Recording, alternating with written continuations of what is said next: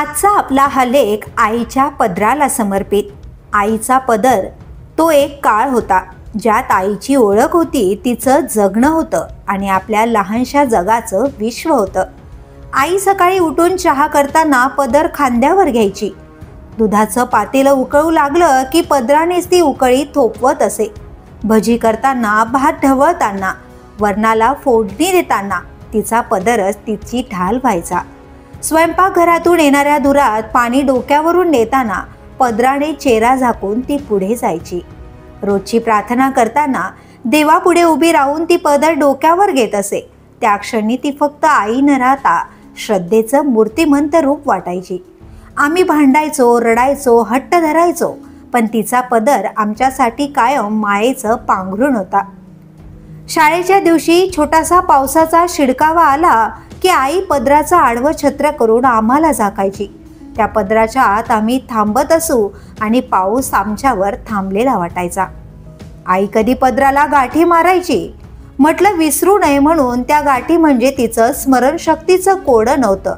त्या गाठीत तिची काळजी, जबाबदारी, घराचं गणित बांधलेलं असायचं. कधी कधी तिच्या पदरात एक छोटा हार, छोटा चॉकलेटचा गोळा किंवा फाटलेला शर्ट, सुई धागा घेऊन ती शिवून ठेवायची. आईचा पदर म्हणजे जणू एक घरगुती पहिली मदतीची पेटीच होती. पण आजचं वास्तव, आजच्या युगात आई मॉम झाली आहे. ती ऑफिसला जाते, जीन्स घालते, मोबाईलवर कॉल घेते. ती आधुनिक झाली आहे. ती काळानुसार पुढे गेली आहे.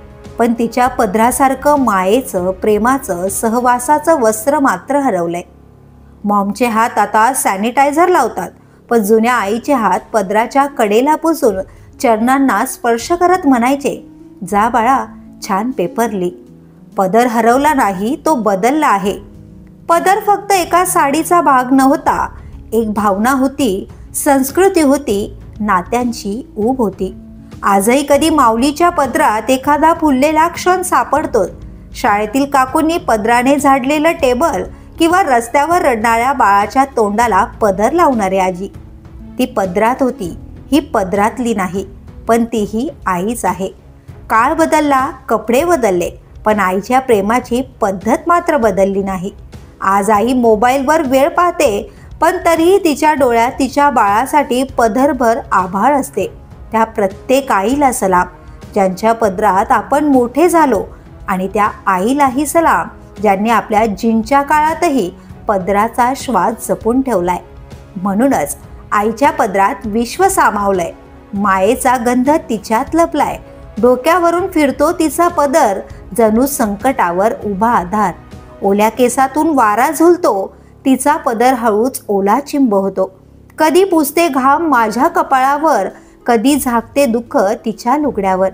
भूक लागली की पदराआड हात जातो. तिनं बांधलेलं प्रेम तेवढंच पुरकं वाटतं. दुःख जरी कितीही अंगाला बिलगतं, आईचा पदर अजूनही झुलतो, सांत्वन देतो. शाळेच्या पहिल्या दिवशीचा 100 पटीने मोठा क्षण. आईचा पदर घट्ट धरलेलं ते चिमुकलं मन. कधी झोपेची अंगाई, कधी देवासाठी ओवाळणी. आईचा पदर म्हणजे श्रद्धेची आणि प्रेमाची कहाणी.